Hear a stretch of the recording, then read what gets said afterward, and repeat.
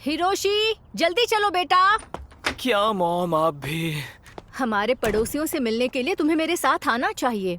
मैं तो कहती हूँ ये जगह बहुत ही अच्छी है, चारों तरफ हरियाली और खुली हवा।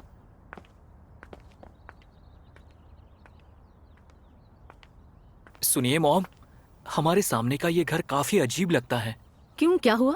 यहाँ सिर्फ एक ही खिड़की है और वो भी कहाँ पर है? मैंने घर के चारों ओर देखा, दूसरी कोई खिड़की नहीं है। तुम भी ना हिरोशी, दूसरों के घरों के बारे में भला बुरा कहना सही नहीं है। लगता है वो घर पर नहीं है। जी कौन है? हाँ, हम आपसे जान पहचान करना चाहते हैं। हम सागाकू चीज हैं और अभी अभी आपके पड़ोस में रहने आए हैं और अभी मैं और मेरा बेटा बस आपसे मिलना चाहते हैं। हम एक अच्छे पड़ोसी बन सकते हैं। आपके लिए कुछ लाई हूँ, आपको ये जरूर पसंद आएगा। आपने तकलीफ क्यों की? वैसे मैडम एक बात बताइए, नुमागा से फैमिली के मेंबर्स हमेशा काम पर होते हैं क्या? पता नहीं डियर, वो घर हमेशा बंद रहता है, पर रात को उनकी खिड़की में आपको किसी की परछाई दिखेगी, इसलिए मुझे लगता है वहाँ कोई रहता है। वो शायद ही कभी बाहर निकलते होंगे। मैंने सुना है सामने वाले घर में कोई 40-50 साल की औरत रहती है और वो दिखने में बहुत ही अजीब है। मेरे ख्याल से वो किसी वजह से लोगों से मिलना नहीं चाहती। क्या कहा? ये बताओ कि तुम अब तक उससे मिल नहीं पाई हो क्या? नहीं, मैंने कई बार बेल बजाई पर किसी ने दरवाजा ही नहीं खोला। मुझे तो लगता है कि मेरा खाके हो गया। अरे, इतनी जल्दी हो गया? हाँ, मुझे अपने कमरे की सफाई करनी है।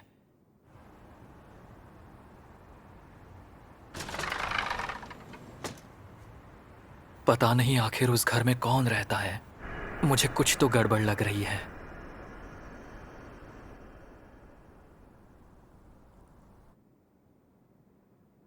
बच्चे, मेरे बच्चे, सुनो। Good evening. क्या तुम सो रहे हो? तुम कैसे हो मेरे बच्चे? कौन है? बच्चे, सुनो बच्चे, मेरे बच्चे, क्या तुम अपनी पसंद का घर ढूंढ रहे हो? मेरे बच्चे, तुम कैसे हो बच्चे? बोलो, कभी कभी मुझसे मिलने आया करो। मैं सामने वाला दरवाजा खुला रखकर तुम्हारा इंतजार कर रही हूँ। वो आखिर क्या था?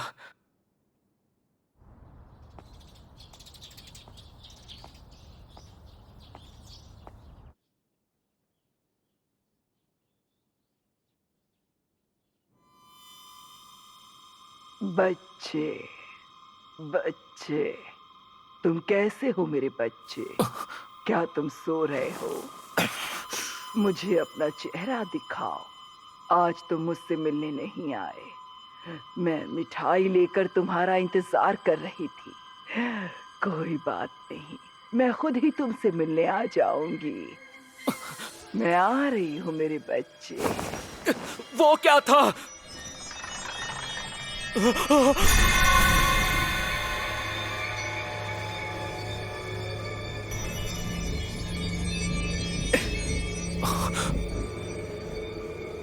बच्चे, मैं ये कपड़े धोने वाली लकड़ी तुम्हारी ओर बढ़ा रही हूँ। इसे तुम बिल्कुल कसकर पकड़ना, ठीक है? मैं इसके जरिए तुम्हारे पास आ जाऊंगी। क्या? दूर रहो मुझसे।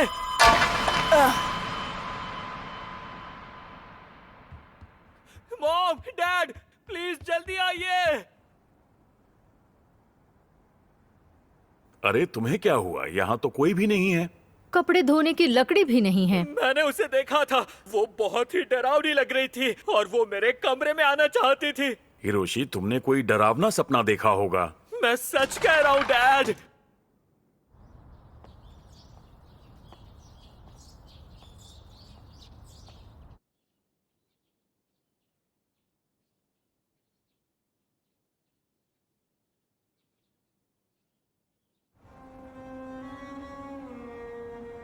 बच्चे, सुनो बच्चे,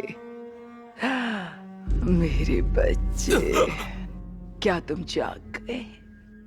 तुम कैसे हो मेरे बच्चे? अरे नहीं। मेरे बच्चे, तुम सो रहे हो?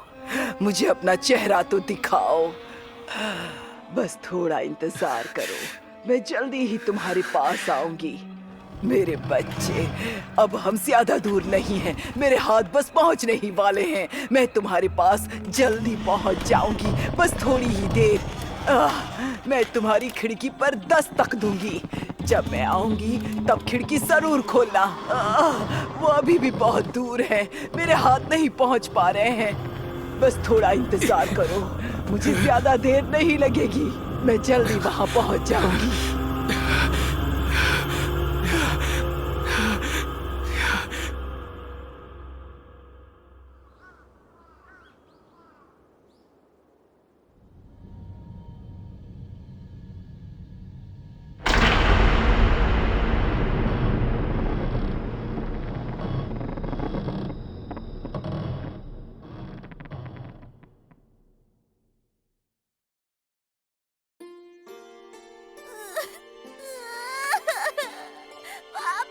जब मैं छोटी थी तब मुझे पापा के मरने के सपने आते थे। अरे मेरी प्यारी बच्ची, पापा को कुछ नहीं होगा। रिको, पर अभी तक इस फिक्र ने मेरा पीछा नहीं छोड़ा है। अगर मुझे किसी बात से सबसे ज्यादा डर लगता है तो वो है मेरे पापा की मौत।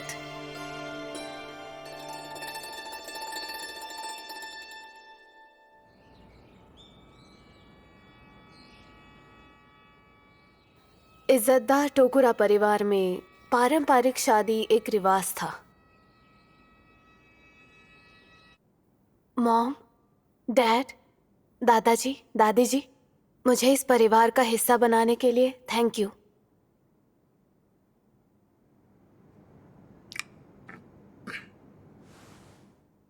हे रिको-सान, मेरे ख्याल से मुझे तुम्हें भाभी बुलाना चाहिए, है ना? हाँ, सुनकर अच्छा लगा टोमोका-चान। मेरे पति माकोटो मुझसे शादी करने के लिए अपने परिवार के खिलाफ जाने के लिए तैयार थे। तुम अपना दिल छोटा मत करो रिको, एक ना एक दिन वो मान ही जाएंगे। हाँ। ओ, ये मेरे दादाजी और दादी जी हैं। ये दोनों बहुत बूढ़े हैं ना, इसलिए शादी में नहीं आ पाए। दादाजी, दादी, जरा देखिए तो कौन आया है। मेरी वाइफ रिको। आपसे मिलकर खुशी हुई।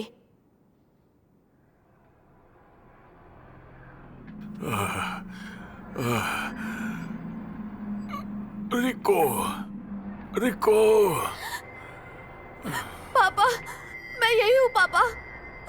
रिको, तुम माकोटो कुन के साथ हंसी खुशी से रहना।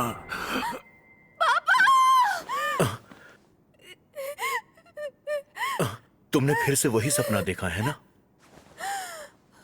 I'm so sorry। फिर से वही सपना आया। कोई बात नहीं, चलो अब सो जाओ, सो जाओ। ओह, सच में टोमोका? पर मॉम, ऐसी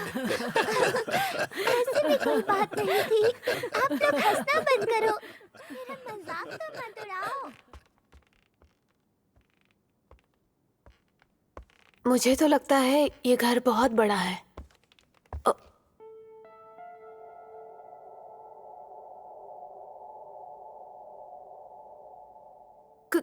कौन है?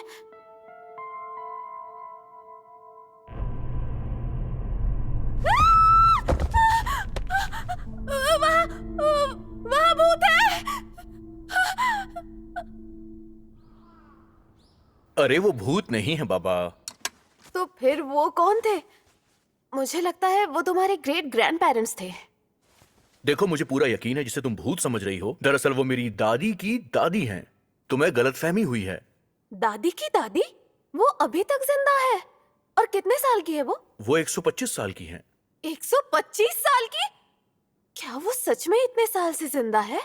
देखो, मुझे नहीं लगता कि तुम उनसे मिली हो, पर मेरी ग्रेट आंट और अंकल यहीं पर रहते हैं। तुमने शायद उनको देखा होगा। वो दोनों धुंधले हो गए हैं और यहाँ से चले जाने के कगार पर हैं, पर वो तुम्हें यहाँ पर दिखाई दे जाएंगे।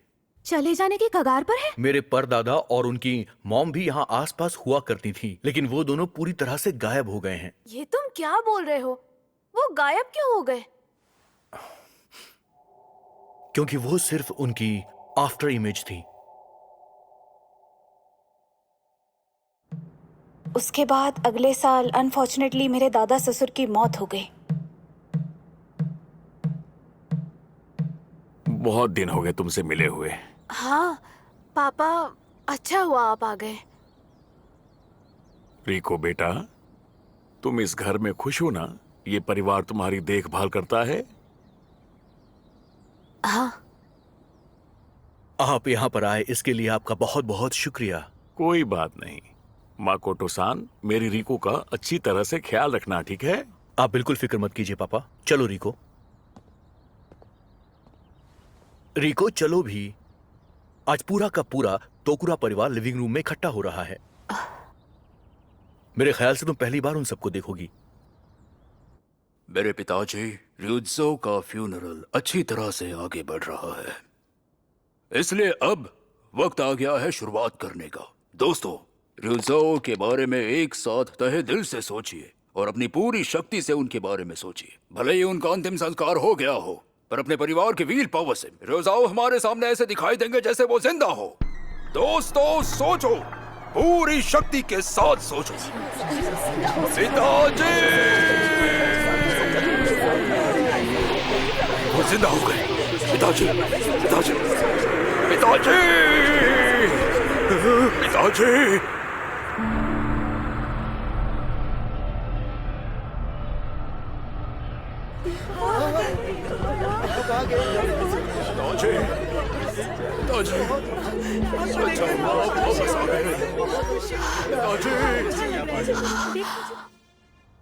दादाजी असल में जिंदा नहीं हुए थे और ना ही वो भूत बनकर वापस आए थे।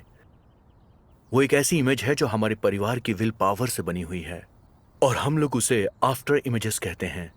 सच कहूं तो असलियत में उन लोगों की कोई फिजिकल प्रेजेंस है ही नहीं, पर हमारे परिवार को लगता है कि वो हमारे आसपास ही मौजूद हैं और मानो हम लोग उनसे हकीकत में बातें कर रहे हैं।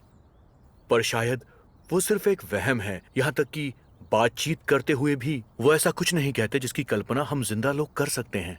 लेकिन फिर भी हम सब परिवार वाले लगातार आफ्टर इमेजेस बनाते ही रहते हैं। जब परिवार में कोई गुजर जाता है तो वो उस खालीपन को दूर करने में हमारी मदद करते हैं। वो परिवार का एक हिस्सा बनकर चलते फिरते रहते हैं।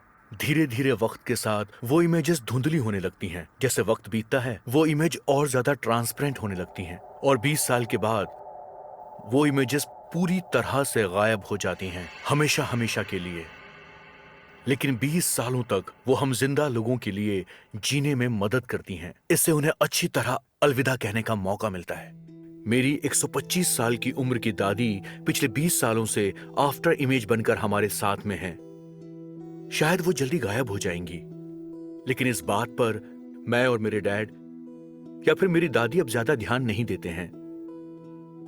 और ऐसा इसलिए हुआ क्योंकि सिचुएशन को समझने और उन्हें अलविदा कहने के लिए हमारे पास पूरे 22 साल थे। सुनो मकाटो-सान, एक बात बताओ, किसी दिन अगर मेरे पापा गुजर गए तो क्या हम उनकी आफ्टर इमेज बना सकते हैं? मुझे लगा था कि तुम मुझसे ये पूछोगी। मैं समझ सकता हूं कि आखिर तुम अपने परिवार की आफ्टर इमेज क्यों चाहती हो। ये तुम क्या कह रहे हो माकोतो? तुम ऐसा सोच भी कैसे सकते हो? माकोटो रिको-सान के पापा की आफ्टर इमेज बनाने का मतलब तुम्हें पता भी है? नहीं, ये बिल्कुल भी नहीं हो सकता। I'm sorry. मेरा ये पूछना गलत था। ऐसा बेहुदा सवाल पूछने के लिए प्लीज मुझे माफ कर दो।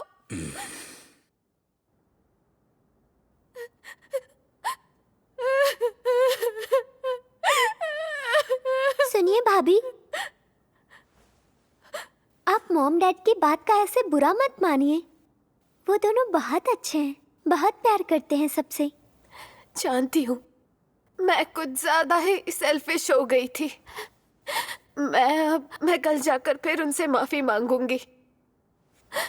टोमोको-चान, मेरी इतनी फिक्र करने के लिए थैंक यू। वो तो इसलिए क्योंकि आप मुझे बहुत अच्छी लगती हैं भाभी। Thank you. मुझे भी तुम अच्छी लगती हो टोमोको-चान।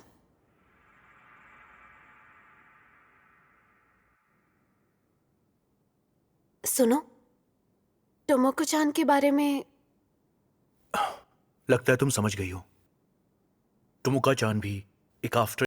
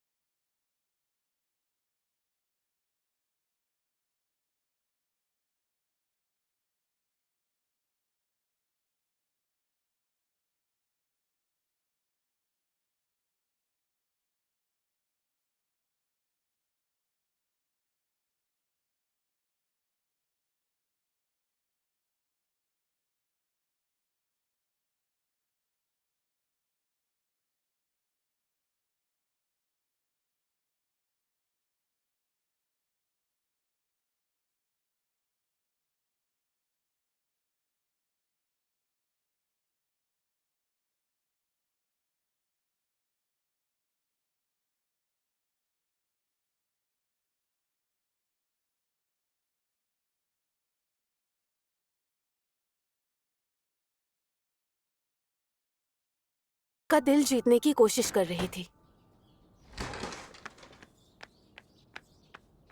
हानी सुनो, तुम्हारा लंच। माकोतो-सा, मुझे तो लगा था कि हम स्टेशन पर मिलेंगे। पर मैं तुमसे जल्दी मिलना चाहती थी।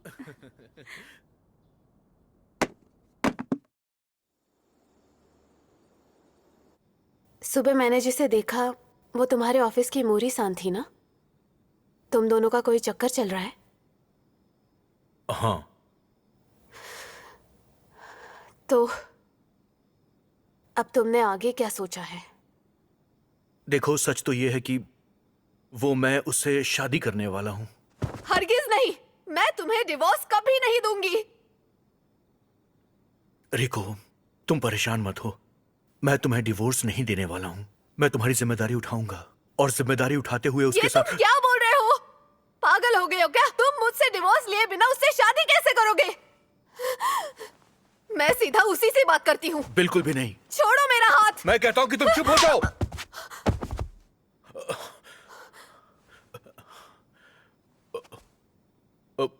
I'm sorry रिको।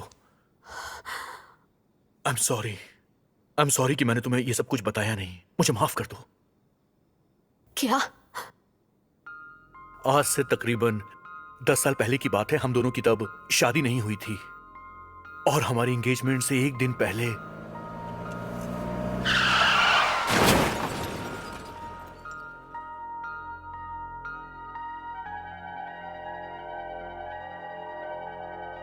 तुम्हारा एक्सीडेंट हो गया था और तभी तुम्हारी मौत हो गई थी। मैंने अपने डैड को मनाया तुम्हारी आफ्टर इमेज बनाने के लिए। उनके सामने मैं गिड़गिड़ा रहा था रिको।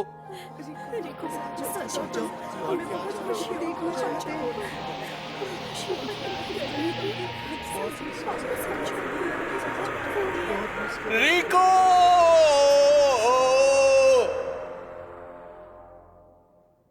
नहीं, नामुमकिन। तुम्हें अगर ये सब झूठ लगता है तो अपने पापा के घर चली जाओ। वहां पर तुम्हारी कब्र के ऊपर तुम्हारा नाम अभी भी लिखा होगा रिको। मतलब मैं बिल्कुल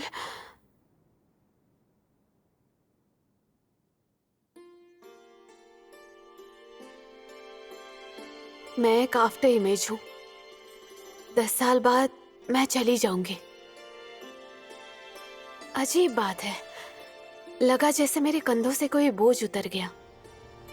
अगले दिन मैंने टोकुरा का घर छोड़ दिया। भाभी, आप कहाँ जा रही हैं?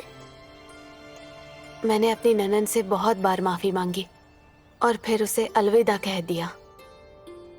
पुरानी बातें सोचती हूँ तो लगता है वो अपनी बीवी के बारे में क्या सोचता होगा, जो अपने पापा के मौत के सपने देखकर रोती थी। क्या मैं कभी उसकी मौत का सपना देखकर रोई होंगी? मुझे लगता है मुझे उससे भी माफी मांग लेनी चाहिए। मेरे गायब होने से 10 साल पहले मैं सोच रही थी मैं या मेरे डैड पहले कौन जाएगा। रिको, अरे क्या हुआ बेटा? पापा, मैं घर आ गई।